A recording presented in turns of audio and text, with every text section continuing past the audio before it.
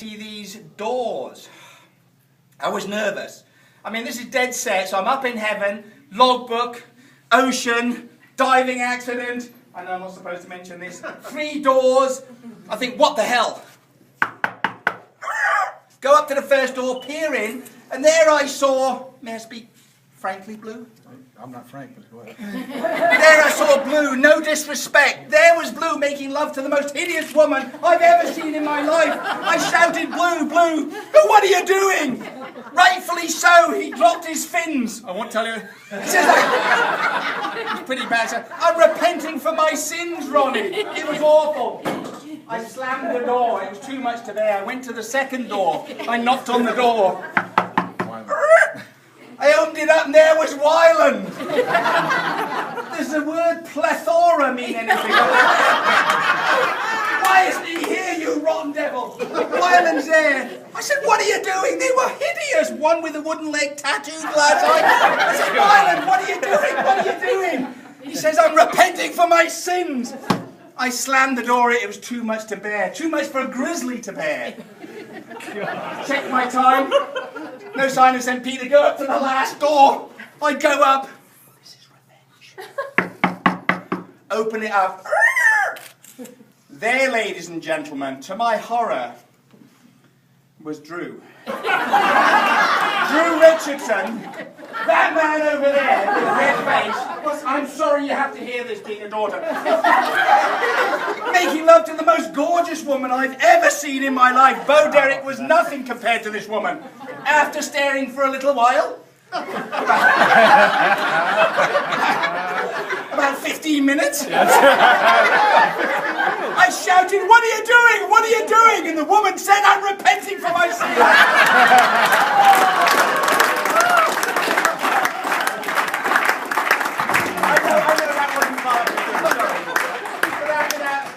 Rubbish, I thought I had to get my revenge. It is about time for a serious little note, and I'll keep this short and to the point. So, I paint because I love to paint.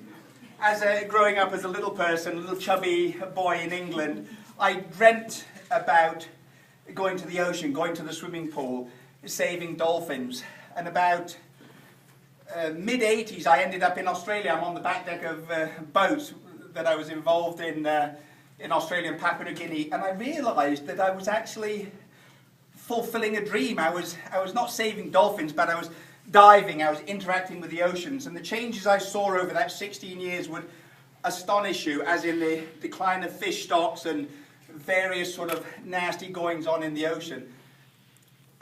That then propelled me to be creative, and the creative angst was always there. I should mention that as a kid in school, I was outside the classroom, I was in trouble, I was always talking too much, I did very poorly academically, I hated art, and I thought music was, for fairies that danced around, in the Midsummer's Night Dream. Didn't like any of that. My life now consists of attempting to do paintings like that take up to 3 months to do. And have a look at it closely. It's a dot on a dot. It's layered and layered and layered. Listening to classical music, sipping on red wine, slowly getting pickled, twitching as I've done these dot paintings. And it became apparent to me that I could do something with this mouth and this art if I sort of put my mind to it. And I believe that we can all make a difference in a very small way, and it's one step at a time.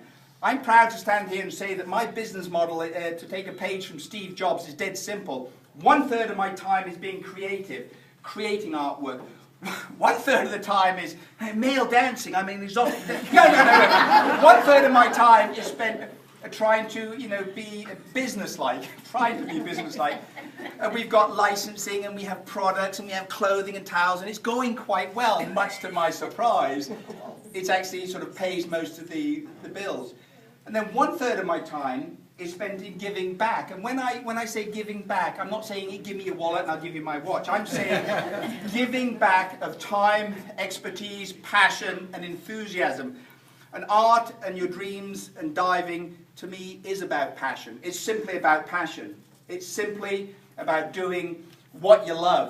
And can you imagine doing what you love, traveling the world, And for the last 13 years, I've done 12, 15 trips a year sometimes where I dive, we interact with guests. For the last 9 years, every one of those trips has had a call to action. Something has got to be done on those trips. I'll come down here as long as we're going to do some good as well as having some fun. And it can be done where you can work in your passion and your business, where the head meets the heart, where the business and the soul comes together. And it's very exciting to me to be able to share the passion about the underwater environment and the art, and perhaps, you know, do some good. It's a very, very cool experience. Right down to not just working with kids, but working with adults with mental illness and homeless problems, working with kids on cancer. And if you want to think about how lucky you are, you try and paint with a little bald kid that 6 months later is dead. I mean, it's sort of, it's a little bit humbling, and you realize how lucky you are and how important time is and what you can do with that time and that passion. And so I would say, if you can connect to that and spend a little bit of time being aware of that, it does a huge amount of good.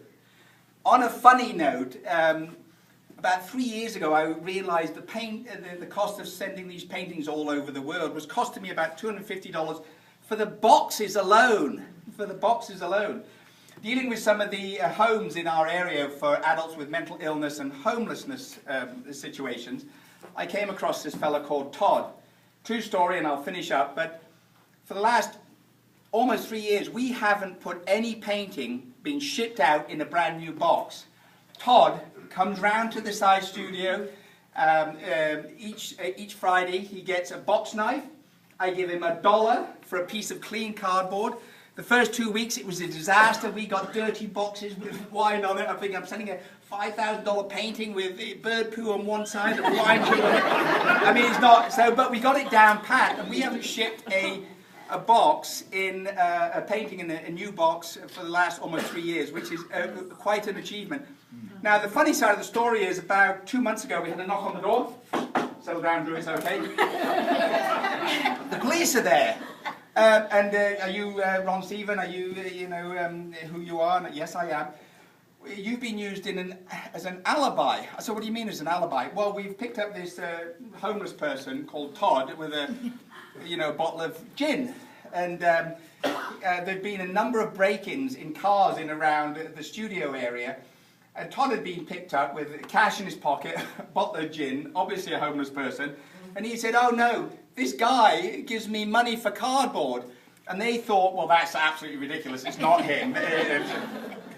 And my headspace is now, what do? Do I keep buying the cardboard off Todd, to ship these paintings, even though I know he's buying gin with it and getting pickled and lying on the street? He wasn't responsible for the car break-ins, but, it was a funny little sort of juxtaposition of the whole doing good. He's buying gin and getting pickled and lying on the street. What would you do, guys? Would you keep doing the cardboard or not giving the money for the gin? Give me a vote. Who would keep doing it? Yes. You bunch of alcoholics. I knew it. The bar is still open. That's it. It is about passion and about connecting it. And remember that we can all make a small difference. And I would thank you from the bottom of my dotty heart. Sorry about that, Drew. I know I'm not getting invited back. Project Aware is about important issues. And washrooms out to back, sir. So, in doing what I do, I had to come up with a simple equation. Do I go it alone? Do I interact with you because you look interesting with your grey hair and moustache? That's not real. Because you look interesting, or do I tap into projects that are established, they've got a record, and they do some good? And I vote to interact with Project Aware because they can do things that I can't do, but collectively we can all help.